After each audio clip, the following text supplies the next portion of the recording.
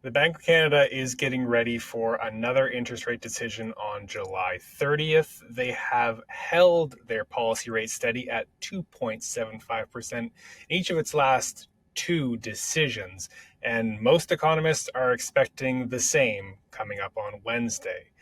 That is because inflation has proved pretty stubborn. It ticked up to 1.9% in June, but it's those important core inflation metrics that the Bank of Canada watches that are holding stubbornly around 3% that many economists think will give the Bank of Canada pause. At the same time, we saw in June a pretty surprisingly strong jobs report. We've been expecting, some job losses, rising unemployment rate with the trade war with the United States still developing, but we saw 83,000 jobs added in that month, suggesting that the labor market isn't close to cracking and suggesting that the Bank of Canada doesn't need to respond with lower interest rates right now to stimulate that economy.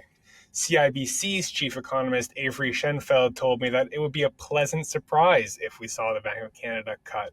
That's because he's looking more forward. He's expecting the economy will slow down as business confidence takes a hit, that potentially we will see more slowing and even a contraction in the economy in the second quarter that we just saw.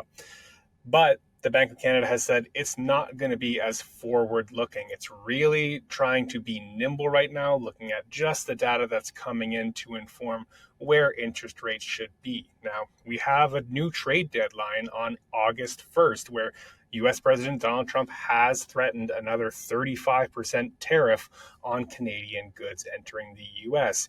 If we see that materialize, if we see more softening in the economy, that might set us up for the need for lower interest rates to stimulate that economy without inflation running out of control. So many economists are expecting additional rate cuts to come, just not yet based on what the Bank of Canada's stance has been heading into Wednesday's decision.